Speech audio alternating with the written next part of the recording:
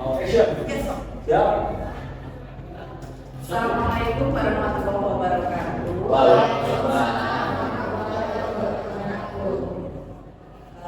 Selamat pagi menjelang siang Bapak Ibu ya. Alhamdulillah pada kesempatan kali ini kita dipertemukan di ruangan ini dalam keadaan sehat, tidak kurang suatu ya. Pertama-tama marilah kita panjatkan puji dan syukur kehadirat Allah Subhanahu wa Ta'ala yang sudah memberikan limpahan rahmat dan kenikmatannya kepada kita semua pada kesempatan hari ini. Sholawat serta salam semoga senantiasa tercurah kepada junjungan kita dan Nabi Muhammad Sallallahu Alaihi Wasallam, kepada keluarganya, sahabatnya, dan umatnya termasuk kita hingga akhir zaman memberikan semangat. Nah, pada kesempatan kali ini, alhamdulillah kita bisa dipertemukan di ruangan ini ya untuk sharing dari pengalaman yang saya peroleh di pendidikan guru penggerak yang hari ini materinya tentang budaya positif. Nah, pada kesempatan kali ini saya ingin berbagi kepada Bapak Ibu tentang apa yang sudah saya peroleh dalam pendidikan guru penggerak. Mudah-mudahan dengan budaya positif nantinya bisa memacu kita semua sebagai warga sekolah untuk bisa lebih mewujudkan adanya budaya positif di sekolah kita, dan mudah-mudahan juga nanti bisa mewujudkan apa yang menjadi visi dari sekolah kita. Nah, untuk itu kita langsung ke materinya Bapak Ibu ya. Jadi santai saja Bapak Ibu, tidak perlu tegang ya. Kita sambil ngobrol, jadi sambil berbagi mungkin ada pengalaman dari Bapak Ibu juga. Nah,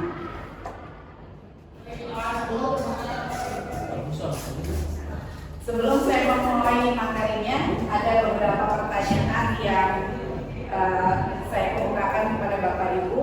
Nanti silakan dijawab Bapak Ibu sesuai yang Bapak Ibu rasakan ya. Setuju ataukah tidak dengan pernyataan berikut ya. Yang pertama, pemberian hukuman dapat mendisiplinkan murid. Kira-kira setuju ataukah tidak Bapak Ibu? Setuju. Setuju. Oke. Kemudian yang kedua, pemberian hadiah atau reward meningkatkan prestasi murid. Setuju atau tidak? Setuju. Semuanya setuju ya? Kemudian yang ketiga, guru harus mampu memberikan solusi pada setiap permasalahan murid. Setuju Bapak Ibu? Setuju. Jadi setiap murid ada persoalan, ada masalah, ngadu kita ke guru ya, maka kita harus memberikan solusi.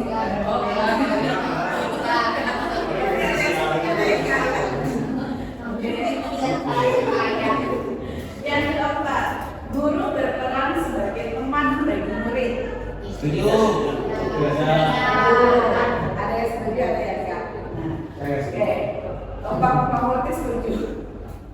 Ya, dari pertanyaan yang Bapak Ibu jawab ya tentang setuju dan tidak setuju ini, nanti kita akan cari jawabannya setelah kita belajar tentang budaya positif ini ya. Jadi kita tunda dulu setuju tidak setujunya sampai nanti kita mendapatkan ternyata ada hal yang memang pantas kita lakukan ke anak, ada juga yang memang berarti ini yang selama ini salah saya lakukan harus diperbaiki, seperti itu ya Bapak Ibu. Nah, budaya positif. Nah, budaya positif itu adalah perwujudan dari nilai-nilai atau keyakinan universal yang diterapkan di sekolah. Di sekolah kita ini sudah ada budaya positif atau belum Bapak Ibu? Sudah. Apa kira-kira budaya positif yang ada di lingkungan kita?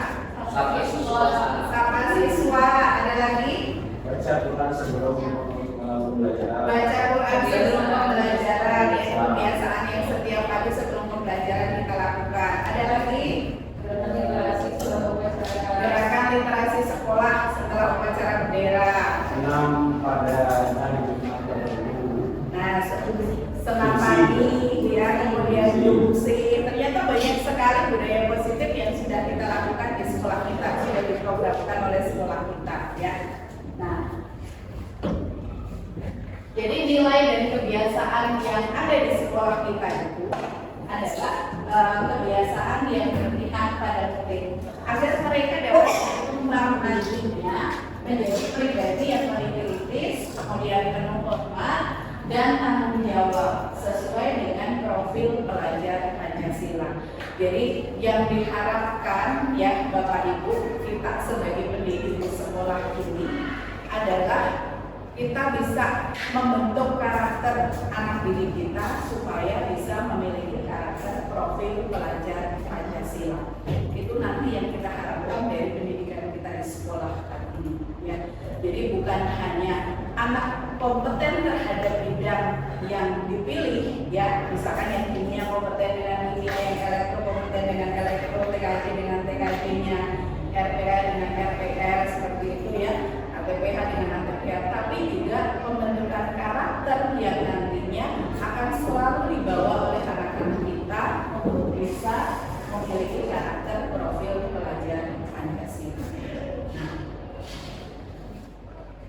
konsep utama yang akan saya sharingkan kepada Bapak Ibu ya tentang budaya positif ini ada beberapa hal, yaitu yang pertama tentang perubahan paradigma belajar, kemudian yang kedua disiplin positif, yang ketiga motivasi perilaku manusia, yang keempatnya keyakinan kelas, kemudian kelima kebutuhan dasar manusia, yang keenamnya tentang posisi kontrol kita sebagai seorang guru, dan yang terakhir adalah segitiga restitusi.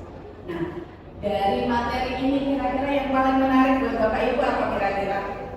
Yang mungkin baru pertama kali mendengar segitiga restitusi ya. Nah, ini mungkin istilah yang memang baru kita dengar, padahal sebenarnya kita sering melakukan itu ya. Meskipun dalam melakukannya belum memenuhi semua tahapan dari segitiga restitusi. Oke. Sekarang kita akan mengenai dulu tentang coba buka. Silakan Bapak Ibu berpasangan ya. Yang bertiga boleh bertiga. Kedua dan kedua.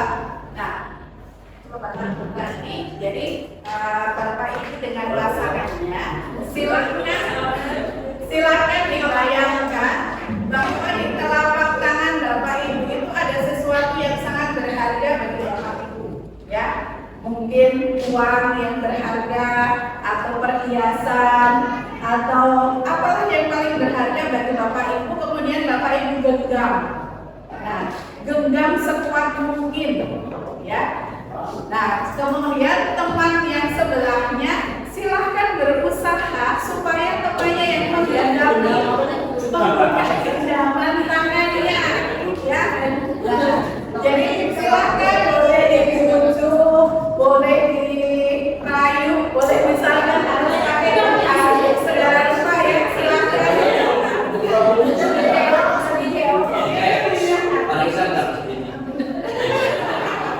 Ini yang bergabung, jadi silakan.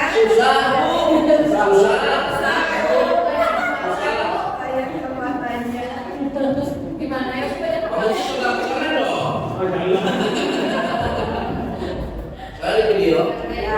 Coba Bapak Ibu ada yang sudah terbuka? susah.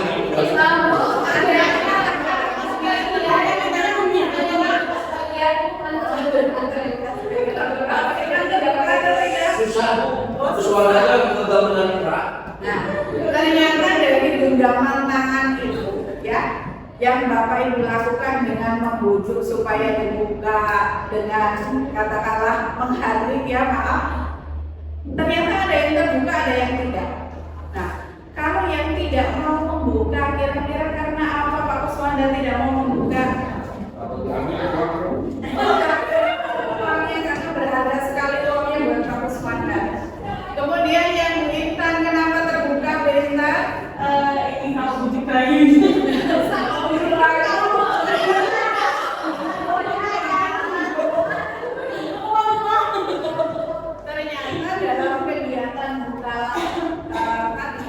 coba lakukan tadi, kita punya dua jawaban ya. Ada yang mempertahankan untuk kepalan tangannya tetap mengepal, ada juga yang membuka. Kalau misalkan yang kepalan tangannya tertutup, ya, yang menyebabkan kepalan tangan itu tetap tertutup itu berarti adanya bujukan dari yang menginginkan tangannya terbuka atau tetap kontra dirinya sendiri untuk tetap mempertahankan kepalan tangannya tetap tertutup. Kontra dirinya. Ya. Jadi dirinya merasa bahwa ini kan barang saya yang berharga, jadi orang lain nggak boleh memiliki, gitu ya Pak Bisa ya. Nah, kemudian kalau misalkan tadi yang Bu Intan ya, yang kepalan tangannya akhirnya terbuka, itu berarti ada pengaruh dari luar, ya, yang menginginkan kepalan tangan itu terbuka, entah itu dirayu atau diiming-imingin apa, gitu ya, sampai akhirnya kepalan tangan.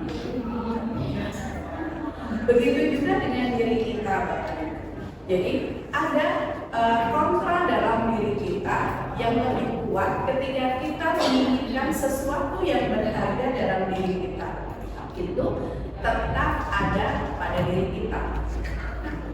Jadi bagaimanapun kuatnya bujukan dari luar, kemudian iming-iming dari luar, tapi kita tetap mempertahankan itu menjadi diri kita.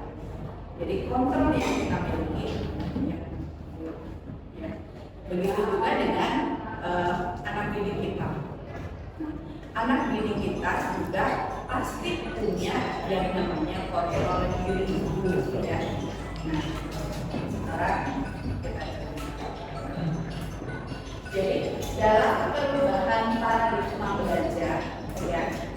Ini menurut seorang psikiater yaitu Dr. William Glasser, ada beberapa ilusi yang kita anggap sebagai miskonsepsi yang kita yakini itu benar, ya. Yang pertama adalah ilusi guru mengontrol murid. Jadi ketika kita berada di dalam kelas, kita merasa bahwa kitalah sebagai penguasa yang mengontrol murid kita. Jadi ketika anak kita suruh mengerjakan tugas, maka anak itu harus mengerjakan tugas.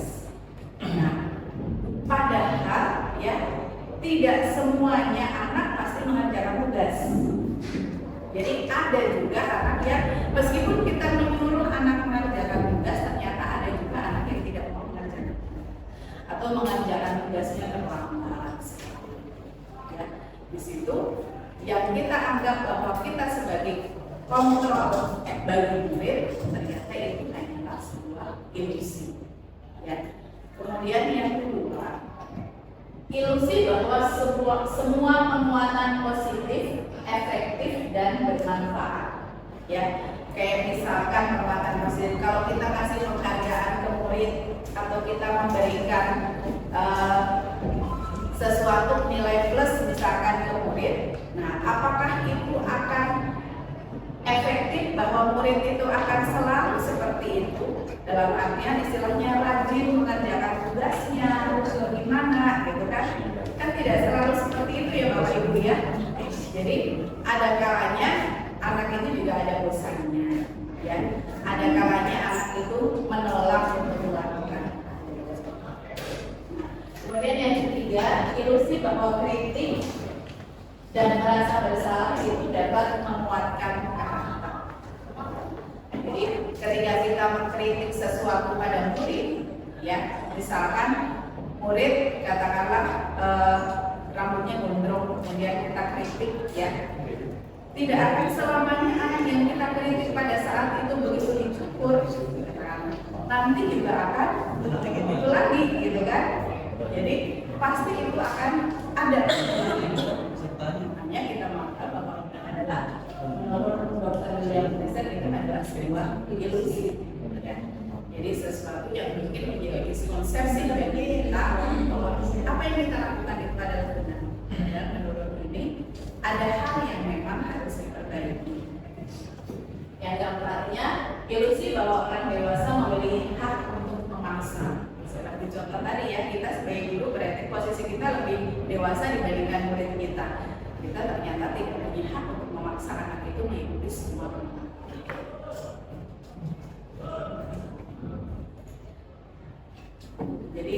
di sini ada pergeseran ya. Kalau apa yang kita lakukan itu biasanya masuknya ke yang sini nih, yang stimulus respon terhadap dunia.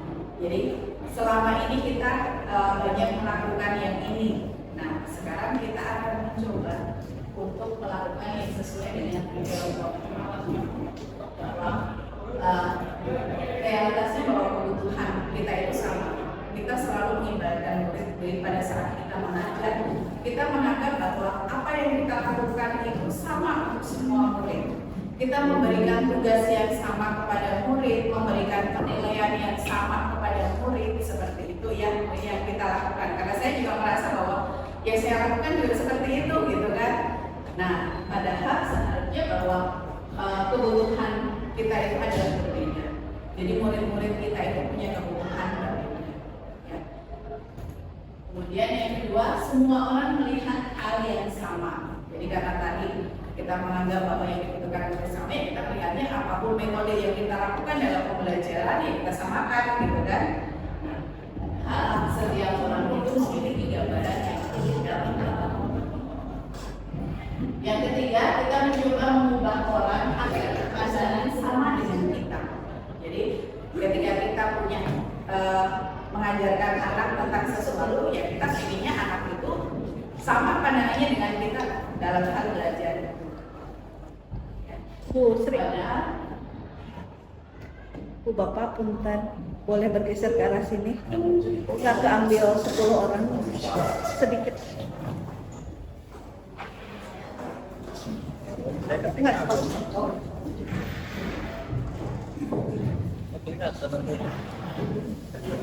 Enggak. Kan yang diambil main di sana. Tadi aku lihat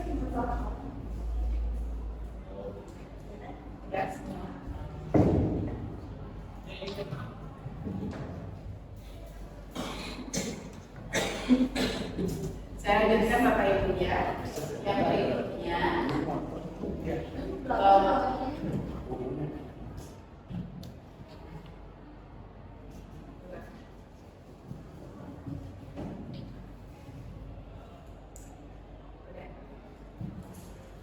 saya lanjutkan. Jadi perilaku buruk itu dilihat sebagai suatu kesalahan. Jadi ketika ada anak murid kita melakukan sesuatu hal yang buruk, kita anggap bahwa anak itu berdosa. Itu mungkin pandangan yang sering kita yakini itu benar ya Bapak Ibu ya. Padahal semua perilaku itu pasti memiliki tujuan. Ketika kita mau berbuat sesuatu, pasti ada tujuan yang ingin kita capai dari apa yang kita lakukan. Kemudian orang lain bisa mengontrol kita tadi ya, tentang ilusi tadi ya, bahwa kayak Bapak Ibu tadi menggenggam ya, kemudian membuka bahwa oh yang menyebabkan kita terbuka itu berarti ada orang lain gitu kan. Nah, hanya Anda yang bisa mengontrol diri Anda. Jadi kita mau mempertahankan untuk tetap tangan yang mempal atau terbuka adalah diri kita yang mengontrolnya, bukan orang lain. Kemudian saya bisa mengontrol orang lain, padahal sebenarnya Anda tidak bisa mengontrol orang lain. Maka nih kontrol itu ada dalam diri masing-masing. Pemaksaan ada pada satu rujukan dianggap gagal. Dan padahal kolaborasi dan konsensus menciptakan pilihan-pilihan baru. Makanya kenapa dalam pendidikan CGP ini kami lebih ditekankan untuk melakukan kolaborasi. Jadi bisa bekerja sama dengan antar CGP yang lain, kemudian juga menjalin kerjasama dengan seluruh warga sekolah, sehingga nanti apa yang menjadi cita-cita kita itu bisa meraih. Kemudian model berpikir menang kalah kalau untuk yang stimulus respon.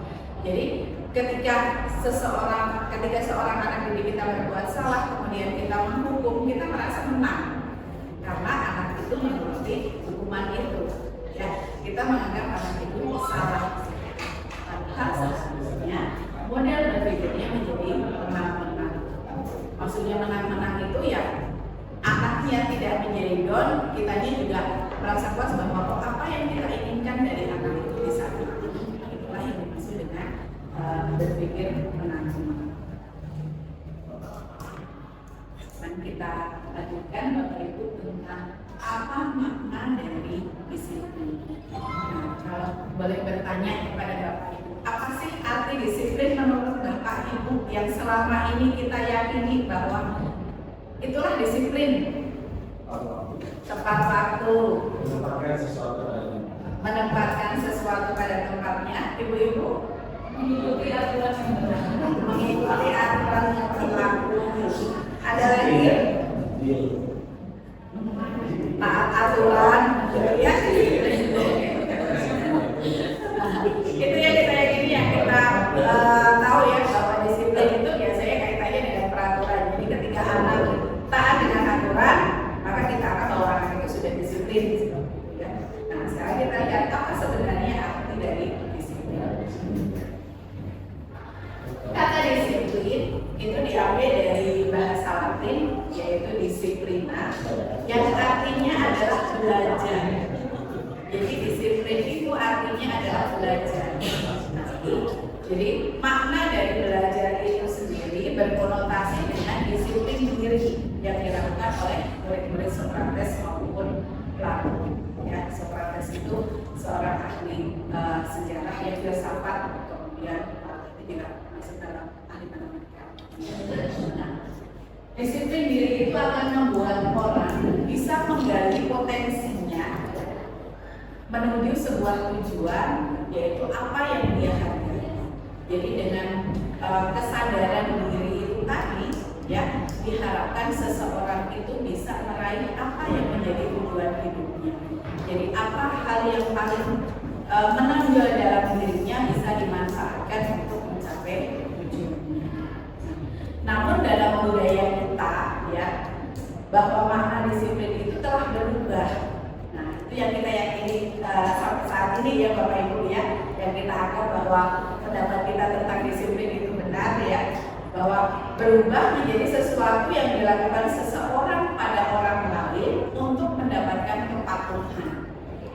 Jadi kita mengenal bahwa disiplin itu ketika orang yakin bahwa ketika melaksanakan itu akhirnya taat dengan aturan itu, nah itu yang kita anggap disiplin. Itu adalah paradigma yang kita yakini sampai saat ini ya. Mudah-mudahan setelah kita belajar bersama-sama tentang budaya disiplin ini bisa membuka pemikiran kita ya, membuka perilaku kita untuk mewujudkan disiplin itu yang diinginkan seperti apa. Nah, jadi kecenderungan umumnya adalah menggabungkan kata disiplin dengan ketidaknyamanan, bukan sesuatu yang kita hargai. Artinya kan, anak ketika sekolah menerapkan peraturan kemudian anak melanggar, berarti anak dianggap tidak disiplin, gitu kan? Artinya anak akan merasa, saya melakukan kesalahan ini, saya pasti nanti dihukum ini. Artinya tidak ada kenyamanan dalam diri anak tersebut terhadap kata disiplin itu. Padahal disiplin itu adalah kemampuan memerintah diri sendiri. Ya. Jadi berasal dari kesadaran diri sendiri dan mengontrol. Ya.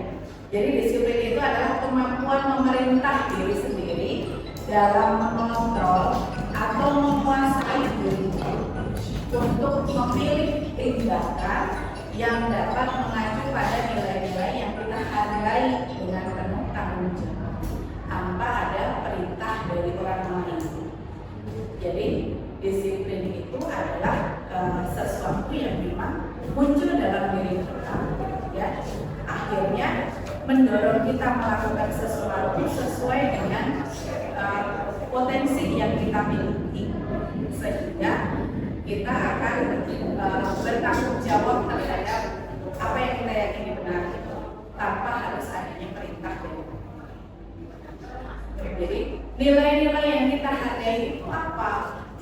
Nilai-nilai yang kita hargai itu adalah nilai-nilai kebajikan yang dalam kurikulum merdeka ini ya kita kenal dengan nama profil remaja Pancasila. Ya.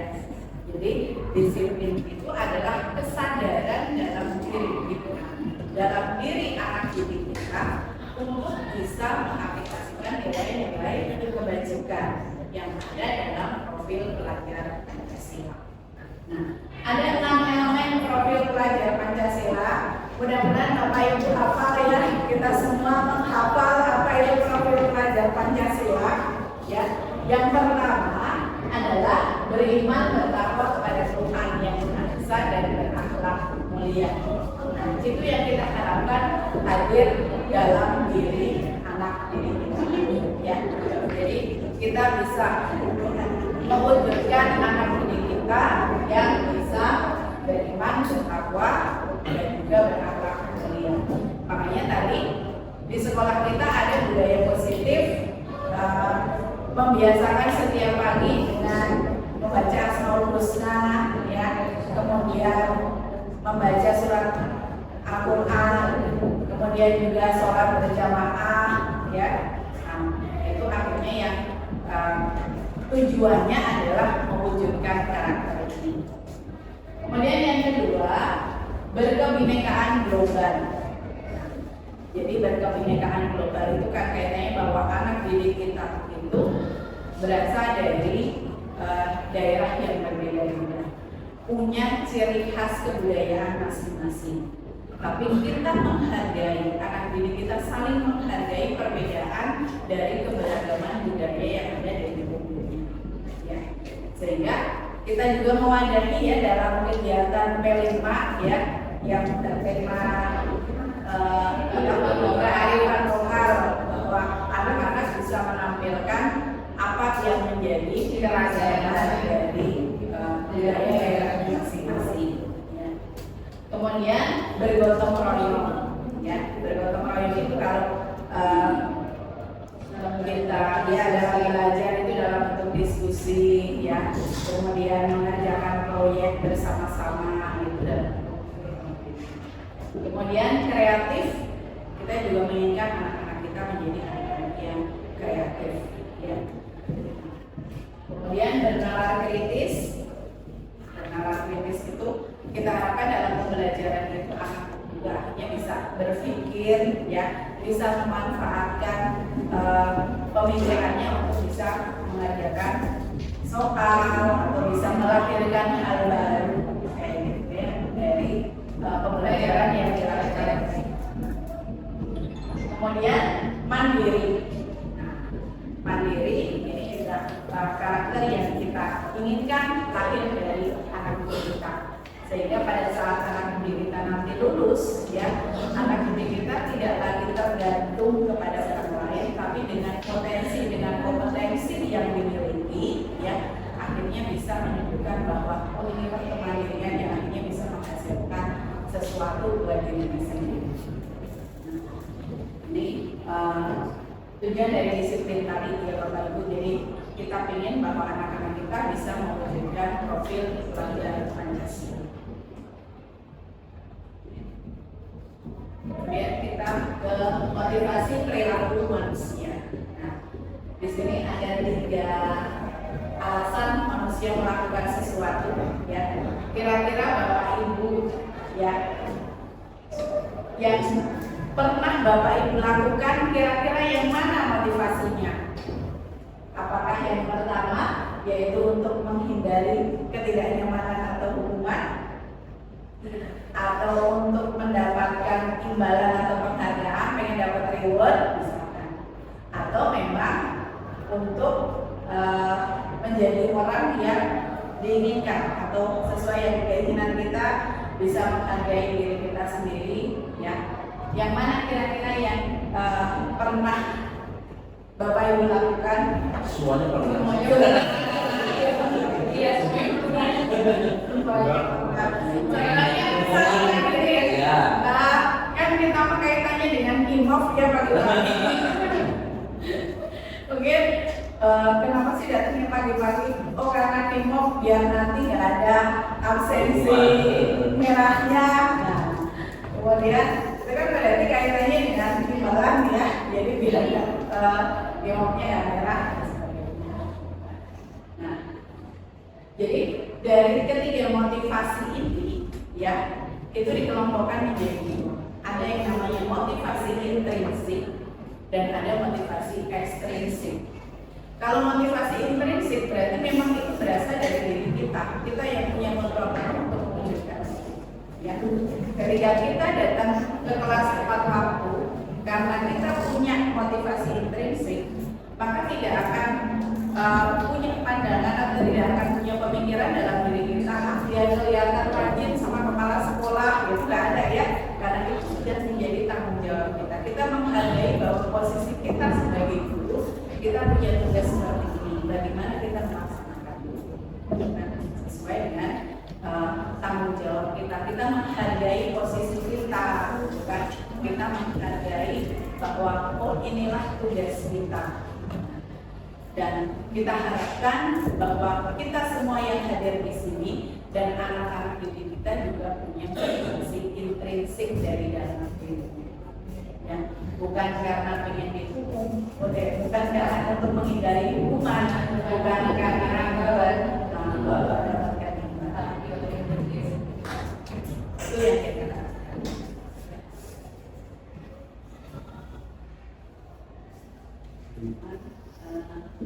Bapak Ibu pernah mendengar kata-kata ini? Atau pernah membaca ada hukuman, ada konsekuensi, dan ada restitusi? Kira-kira mana yang sering kita lakukan atau pernah kita lakukan? Yang satu dan yang kedua. Yang ketiga sudah pernah Bapak Ibu? Sering kadang-kadang. Lebih sering yang dua. Kita akan mencoba mencari apa sih perbedaannya antara hukuman, konsekuensi, dan restitusi. Hukuman itu tidak terencana atau terjadi tiba-tiba. Gimana seperti ini? Ketika anak datang terlambat ke sekolah, maka begitu nyampe di sekolah karena terlambatnya 15 menit katakanlah, akhirnya anak disuruh keliling lapangan 3 kali. Kejadian seperti itu baik yang memberi hukuman maupun yang terkena hukuman tidak tahu akan seperti itu. Walaupun nanti saya terlambat disuruh lari, di rumah tidak terpikirkan sebelumnya. Dan yang memberi hukuman juga tidak terpikirkan oh nanti yang telat saya disuruh lari, itu tidak terpikirkan. Jadi terjadi secara tiba-tiba tanpa ada perencanaan. Itu yang punya. Kemudian murid tidak tahu apa yang akan terjadi dan murid tidak dilibatkan dalam membuat hukuman. Jadi hukuman itu hanya satu arah, ya. Jadi ketika yang menghukum sudah menetapkan seperti itu, ya berarti sudah itu dari yang menghukum, maka yang dihukum tidak akan bisa memberikan pendapatnya. Kemudian kita lihat dari sifat setara. Kemudian hukuman itu bisa berupa hukuman fisik maupun psikis. Contoh hukuman fisik misalnya tadi ya disuruh lari, itu kan maksudnya hukuman fisik. Kemudian kalau hukuman psikis, contohnya apa? Ancaman. Nanti nilainya dikurangi pelajaran apa? Kalau ada yang dari kelas,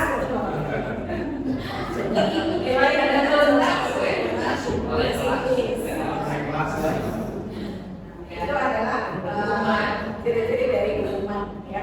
Kemudian kalau konsekuensi itu terencana dan disepakati. Jadi ada pembicaraan sana ketika kita di dalam kelas ya, kita menetapkan uang kas. Nah itu kan adanya pembicaraan antara anak-anak di dalam kelas itu, kemudian dengan wali kelasnya, sampai akhirnya disepakati bahwa bayar uang kas itu 1 minggu Rp500 misalnya seperti itu. Nah, sampai akhirnya anak menanyakan kalau misalkan nggak bayar seminggu Rp500 gimana? Apakah didenda jadi 1.000? Atau misalkan nanti bayarnya harus double. Nah, itu adalah konsekuensi. Jadi ada kesepakatan antara mereka. Kemudian murid tetap dibuat yang nyaman. Jadinya tadi apabila telat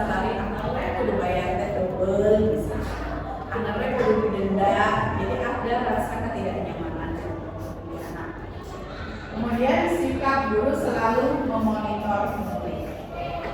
Kita sebagai wali kelas kan sangat akan bayar uang kas gitu kan.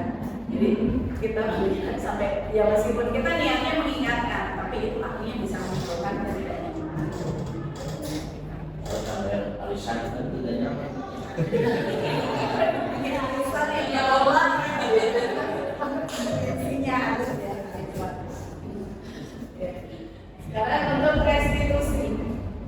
Jadi restitusi itu adalah proses menciptakan kondisi bagi murid untuk memperbaiki kesalahan. Jadi dengan cara restitusi ini kita harapkan anak-anak itu bisa memperbaiki kesalahan yang dilakukan. Dan itu berasal dari dirinya sendiri, bukan paksaan dari guru, tapi dari kesadaran murid itu sendiri. Jadi ada kaitannya dengan tadi disiplin tadi ya, kesadaran diri sendiri untuk memperbaiki kesalahan. Kemudian proses kolaboratif yang mengajarkan murid mencari solusi sendiri. Ini yang kita harapkan Bapak Ibu bahwa di sekolah kita ya, kita sebagai pendidik, kita sebagai orang yang ingin memberikan yang terbaik bagi anak-anak kita harapkan kita bisa melakukan restitusi ini kepada anak didik kita, sehingga anak-anak didik kita bisa mewujudkan profil pelajar Pancasila tadi berasal dari kesadaran dirinya sendiri. Ketika anak melakukan kesalahan, anak itu akhirnya menyadari bahwa saya sudah melakukan kesalahan. Bagaimana saya memperbaiki itu juga berasal dari dirinya sendiri. Bukan adanya paksaan dari kita sebagai guru, bukan paksaan dari pihak sekolah dengan peraturan yang ada di sekolah, bukan. Tapi memang itu adalah kebutuhan dirinya sendiri untuk bisa mentaati semua peraturan yang ada di sekolah. Itu yang kita harapkan. Jadi kan menurut Bapak Ibu tadi di pertanyaan yang pertama tadi ya, bahwa penghargaan itu bisa meningkatkan, bisa meningkatkan prestasi siswa. Karena saya mau mengingatkan sedikit bahwa dihukum oleh penghargaan. Jadi penghargaan itu ternyata bisa menjadi hukuman bagi murid maupun bagi kita sebagai pemberi pelajaran. Jadi yang pertama bahwa pengaruh jangka pendek dan jangka panjang seperti ini misalnya. Ketika kita memberikan reward kepada anak didik kita, katakanlah misalkan kita memberikan hadiah kepada murid yang juara 1 di kelas kita ya, kita sebagai wali kelas memberikan murid kepada yang juara 1. Akhirnya diterima sama murid yang juara 1, merasa bahwa bangga, ada kebanggaan tersendiri. Oh, saya dapat hadiah dari wali kelas karena dapat juara 1 gitu kan. Nah akhirnya yang juara 2 merasa, padahal saya juga juara 2, kenapa saya nggak dapat hadiah?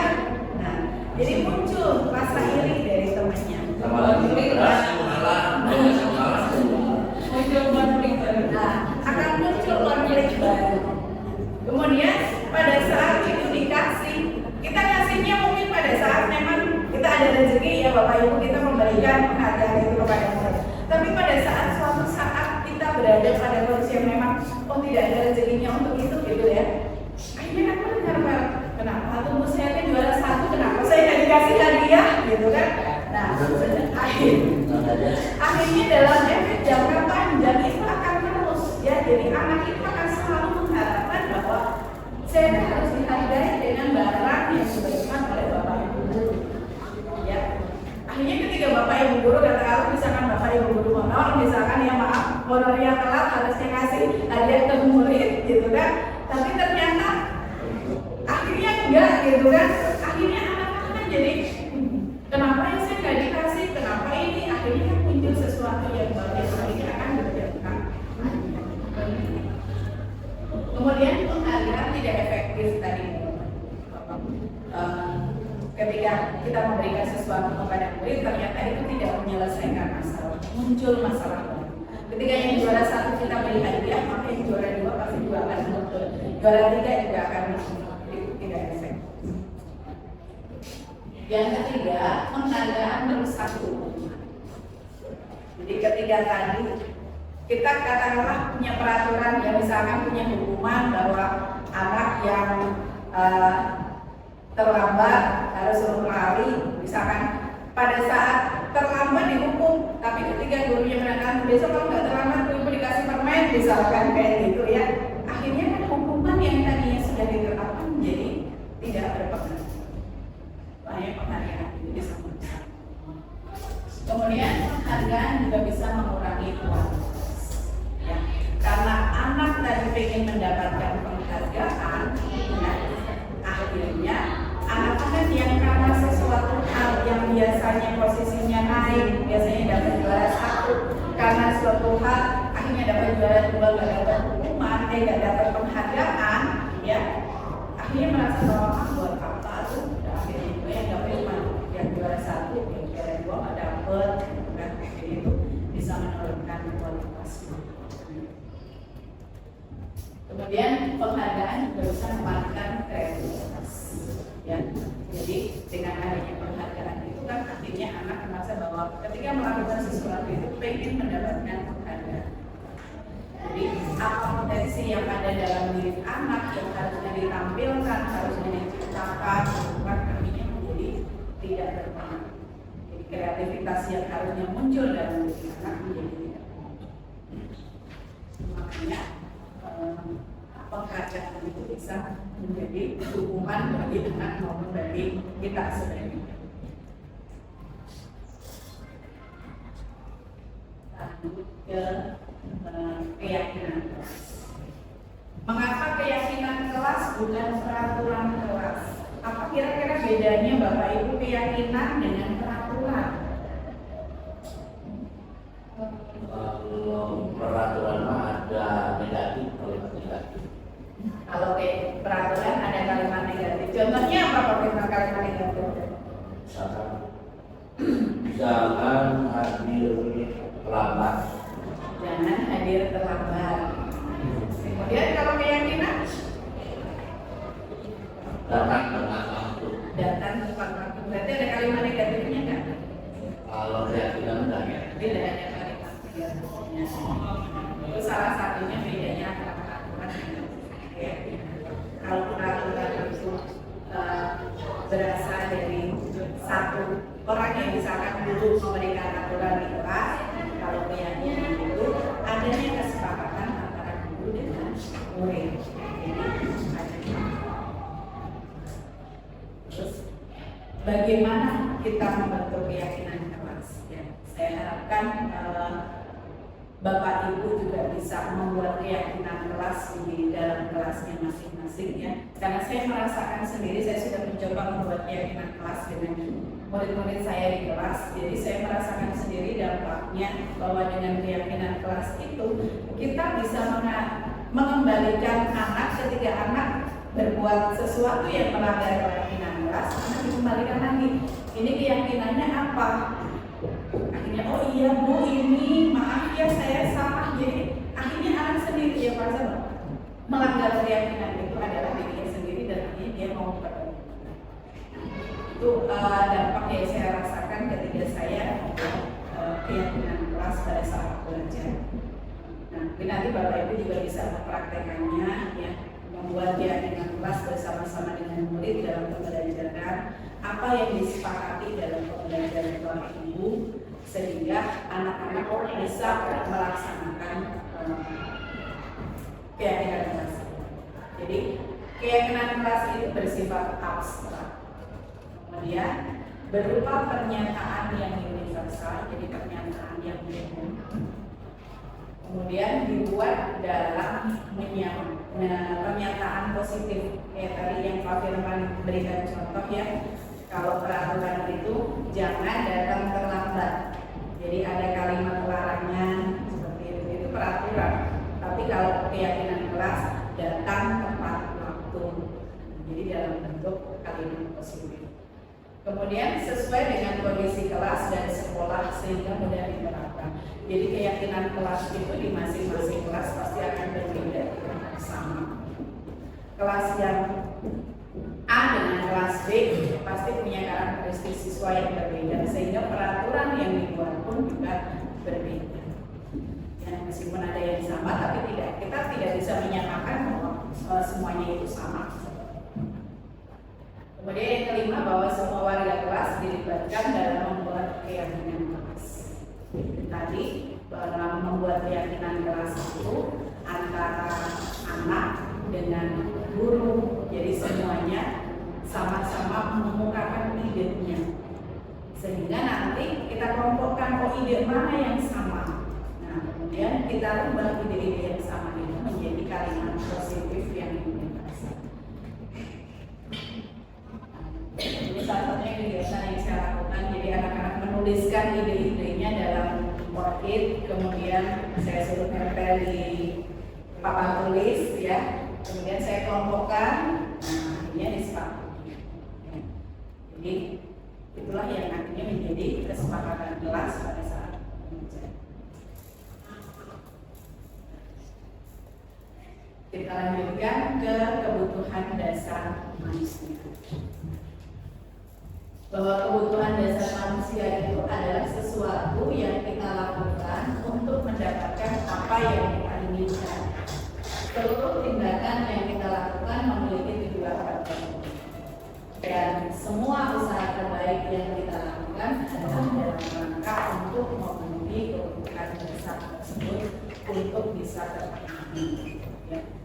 Jadi ada 5 kebutuhan dasar manusia, ya, yang ingin kita penuhi. Jadi semua manusia pasti punya kebutuhan dasar ini dan ingin usaha yang dilakukan itu untuk memenuhi kebutuhan dasar. Yang pertama yaitu bertahan hidup, yang kedua kesenangan, ketiga kebebasan, keempat penguasaan, kelima kasih sayang dan rasa diterima. Jadi kita semua pasti punya. Saya punya contoh kasus Bapak Ibu. Kan coba diamati.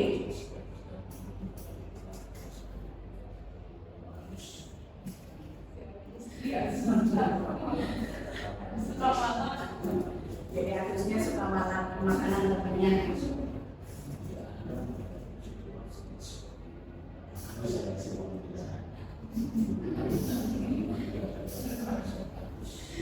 Kira-kira apa yang akan Bapak Ibu lakukan? Memanggil Agus, kemudian Ngomongnya Agus betul enggak? Agus begitu enggak. Kalau misalkan Agusnya nggak betul gimana Bu? Nanti kan dari arahan, nanti kan begini saya biasanya fasilitasi. Ya, mengidentifikasi dulu kenapa Agus melakukan itu, dia mengkonfirmasinya sehingga kita tahu apa alasan yang dilakukan oleh Agus dengan mengidentifikasi permasalahan yang terjadi pada Agus. Jadi sebagai guru kita akan mengidentifikasi dulu. Kaitannya dengan kebutuhan tadi, Agus ini kan saya malam ya, malam terminal. Jadi dia melakukan sesuatu. Pasti pada saat dia melakukan sesuatu itu ada alasannya kan? Nah kita coba cari alasannya apa sih Agus deh? Jadi kemudian dalam konteks penerapan budaya positif ya, jadi mencari tahu apa alasan Agus melakukan tindakan tersebut. Ya. Jadi Agus ini bisa macam-macam alasannya. Kalau boleh dari identifikasi ya, bahwa bisa juga Agus itu karena ingin mempertahankan hidupnya. Ya. Jadi Agus itu apa? Dan orang tuanya tidak menghalalkan bekal makan siang, jadi udah gak dibekali, gak dikasih uang jajan, hanya lapar. Jadi gimana caranya untuk dia memenuhi laparnya itu, gitu kan? Nah, minta bapak punya. Jadi kebutuhan untuk memenuhi kebutuhan survivalnya. Jadi kebutuhan bertahannya. Kemudian yang kedua bisa diidentifikasi yaitu teman Agus jadi memperhatikan Agus karena Agus gak bawa makanan, akhirnya dikasih, jadi berbagi sama temannya. Karena apa? Ada rasa cinta dan kasih sayang dari temannya. Jadi bentuk cinta kasih sayang diterima oleh temannya, akhirnya bersuara seperti itu. Bisa juga karena power, jadi merasa berkuasa, penguasaan tadi. Dia merasa hebat karena dengan dia melakukan itu temennya jadi takut. Karena takutnya ini jadi kasih gitu kan, pergaulan. Saya itu adalah penguasaan. Kemudian Agus bosan dengan bekal yang dibawakan oleh orang tuanya karena bekalnya itu aja tiap hari teh dengan telur ceplok gitu, telur ceplok. Nah, dia butuh kebebasan, butuh freedom. Kemudian, nah Agus hanya iseng aja, iseng. Jadi ketika iseng itu artinya menikmati ekspresi teman-temannya yang kesel kayak gitu ya. Jadi itu untuk kesenangan. Jadi begitu juga dengan kita sebagai guru, ketika anak melakukan suatu kesalahan kita perlu identifikasi dulu. Jadi apa sih alasan anak itu melakukan itu? Untuk memenuhi kebutuhan yang mana dia baris Islam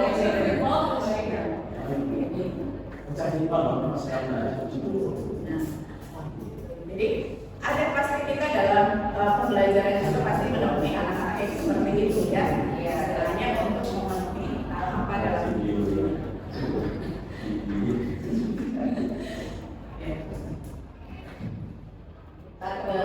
lima posisi kontrol. Jadi kita sebagai guru itu punya 5 posisi kontrol. Dari 5 posisi kontrol ini, saya yakin Bapak Ibu sudah pernah melakukan atau bahkan sering melakukan ya dari posisi-posisi kontrol ini. Yang pertama yaitu menghukum. Ya. Kita sebagai guru, tadi ketika anak melakukan kesalahan pasti kita pernah ya, mudah-mudahan tidak gitu ya. Nah, kita menghukum anak itu. Seperti contoh misalkan anak tidak mengerjakan tugas, akhirnya harus menulis di buku 100 kalimat kata-kata kayak gitu. Ya, bahwa saya tidak akan lupa mengerjakan tugas. Begitu berarti posisi sebagai penghukum. Ya. Pernah Bapak Ibu melakukan ini?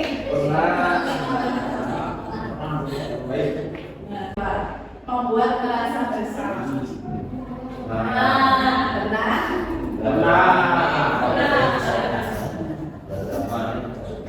Nah, itu contohnya.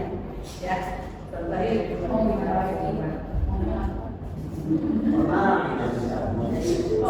merasa bersalah. Jadi anak itu merasa banyak.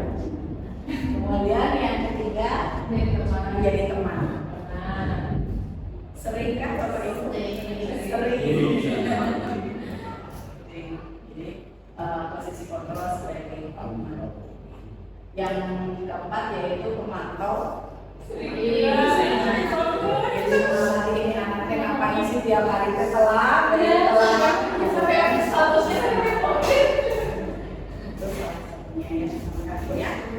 keseringan telat termasuk pas pelajaran saya misalnya udah mulai dihukum gitu kan. Jadi sebagai pemantau ya seperti. Dan yang kelima adalah sebagai manajer. Sebagai manajer. Ini saya sebenarnya Bapak Ibu juga sudah pernah melakukannya ya. Bahwa sebagai manajer itu kita harus menjadikan bahwa apa kesalahan yang anak kita lakukan itu akhirnya anak bisa memperbaiki kesalahan tersebut berasal dari keinginan dirinya sendiri. Ya, tanpa kita harus memaksakan, tapi dari keinginan sendiri.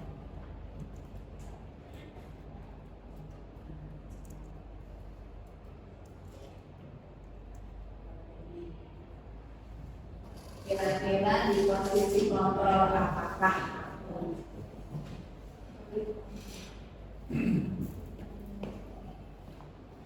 Saya kecewa sekali dengan kamu. Kira-kira bersalah. merasa bersalah. Merasa bersalah. Kemudian yang ini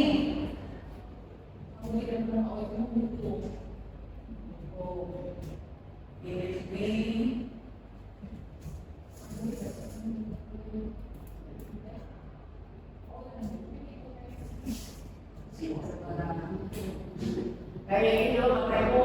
Ayolah lakukan demi Bapak Ibu ya. Teman.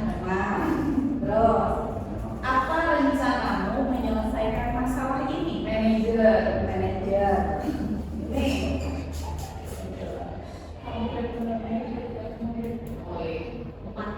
Pemantau.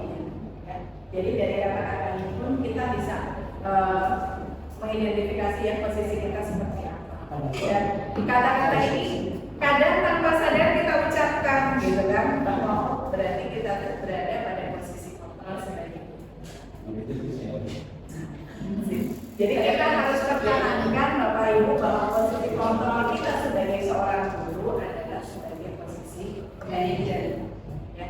Jadi kita harapkan nanti Bapak Ibu selepas kita dari sini, dari ruangan ini, kita bisa memposisikan posisi kontrol kita adalah sebagai manajer. Jadi kita menyadari bahwa anak itu pernah berbuat salah sama dengan kita juga pernah berbuat salah, tapi bagaimana anak itu bisa memperbaiki.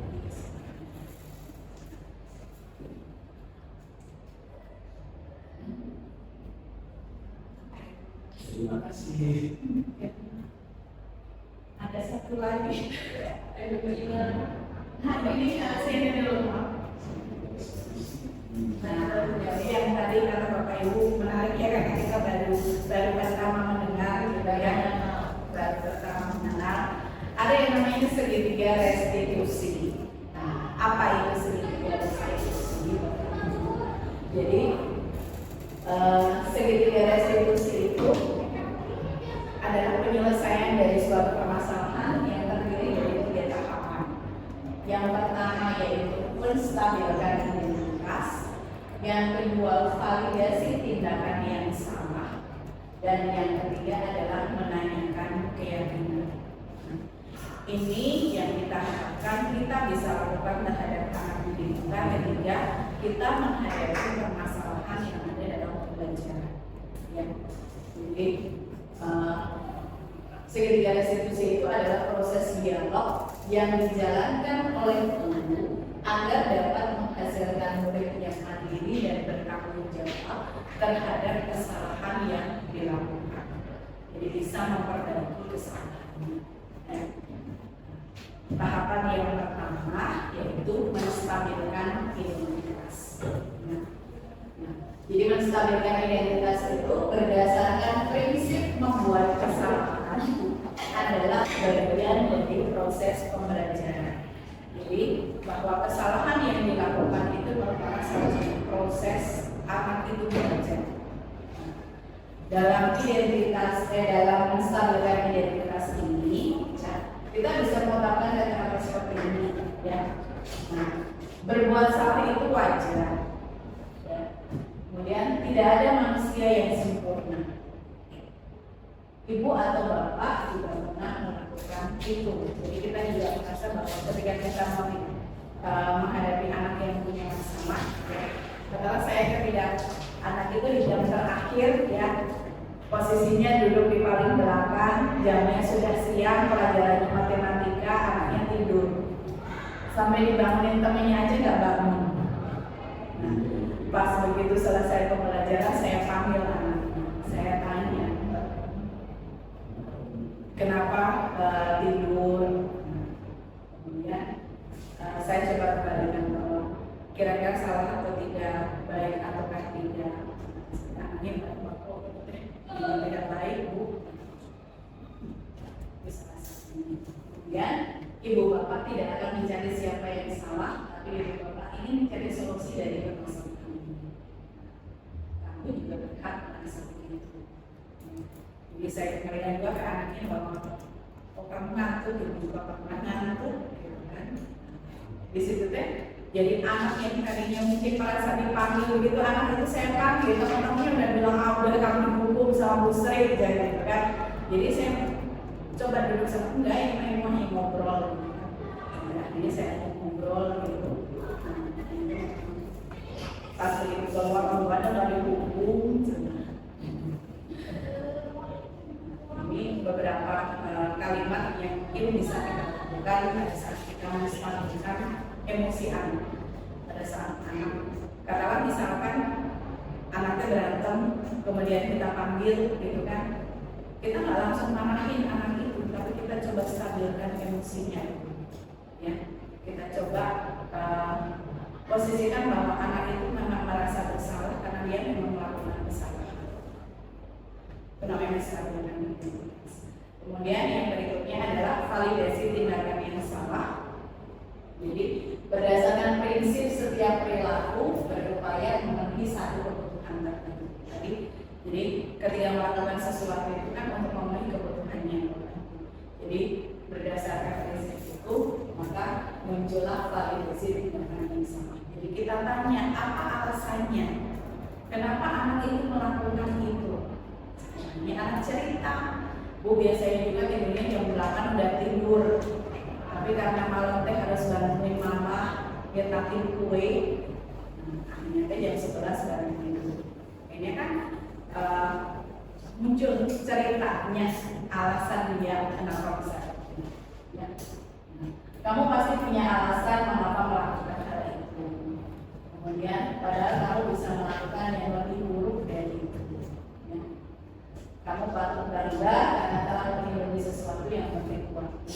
Kaitannya dengan kasusnya anak-anak ya, masing-masing kasusnya. Kemudian kamu melakukannya karena untuk melindungi sesuatu yang penting bagimu. Ya. Nah, ketika kata berantem dia mempertahankan bahwa saya tidak salah ya, mungkin kata-kata dia. Yang ketiga, langkah ketiga adalah menanyakan keyakinan. Ya, tadi kenapa dalam pelajaran saya buat keyakinan kelas. Jadi pada saat anak melanggar keyakinan kelas itu, saya bisa kembalikan lagi ke keyakinannya. Apa keyakinan kelas yang kita miliki? Karena Bu datang tepat waktu berarti sudah menandakan bagaimana cara memperbaikinya depannya. Jadi nilai apa yang sudah disepakati bersama dengan teman-temannya. Seperti apa gambaran sebuah kelas yang ideal bagi kamu. Di konteks kalimatnya juga tergantung dari kasus masing-masing, ya. Kemudian kamu ingin menjadi orang yang seperti apa nantinya, sampai akhirnya muncul kesadaran dalam diri aku itu, oh saya hari ini tidur, berarti gimana caranya supaya nanti di pertemuan berikutnya saya nggak tidur. Misalkan pas keyakinan kelasnya bahwa ketika ngantuk harus cuci muka, berarti nanti kan anak akan kembali bahwa oh nanti ketika saya ngantuk saya mau cuci muka, kemudian balik lagi ke kelas. Atau ada keyakinan kelas yang lain yang sudah disepakati bahwa itu.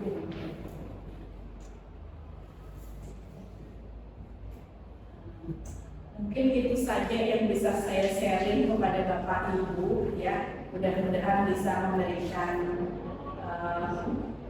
pemikiran yang positif untuk kedepannya ya bagi kita semua, sehingga kita bisa mewujudkan fisik dari sekolah kita, sehingga anak-anak itu bisa kompeten dengan bidangnya dan juga punya karakter yang profil belajar Islam. Kita mulai dari kita sebagai guru-gurunya, ya, kemudian kita rangkul anak-anak kita supaya anak-anak kita juga bisa merasakan dampak dari budaya positif yang kita.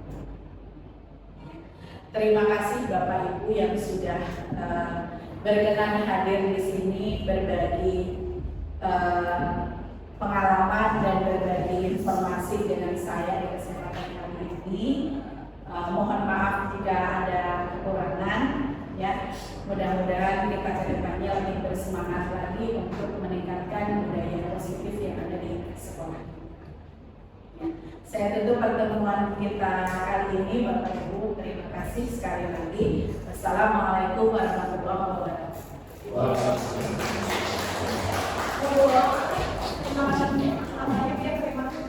Oh, yang punya kan? Itu baik, asli atau apa? Oh, ini. Gak usah. Ini Bapak. Bismillahirrahmanirrahim. Assalamualaikum warahmatullahi wabarakatuh. Saya ucapkan terima kasih kepada narasumber calon guru penggerak angkatan 9 yang telah memberikan wawasan pada kami tentang budaya disiplin positif. Luar biasa sekali, ternyata selama ini kami masih belum apa yang diinginkan oleh Dinas Pendidikan khususnya di pusat. Setelah menerima tentang materi budaya positif, kami merasa tergerak bahwa kami harus membimbing, menuntun anak-anak kami menjadi anak-anak yang berkarakter sesuai dengan profil pelajar Pancasila. Kami ucapkan terima kasih pada calon guru penggerak angkatan ke-9. Semoga sukses selalu, beri kami selalu inspirasi bagi guru-guru kami. Terima kasih. Assalamualaikum warahmatullahi wabarakatuh. Bismillahirrahmanirrahim. Assalamualaikum warahmatullahi wabarakatuh. Saya ucapkan terima kasih yang sebanyak-banyaknya kepada calon guru penggerak sudah memberikan saya materi mengenai budaya positif. Saya sangat terinspirasi dengan materi tersebut. Saya sadari ternyata banyak sekali kesalahan-kesalahan yang saya lakukan selama ini, gitu ya. Mudah-mudahan setelah mendapatkan materi dari Bapak Ibu CGP, saya menjadi lebih baik lagi dalam mendidik anak-anak. Assalamualaikum warahmatullahi wabarakatuh.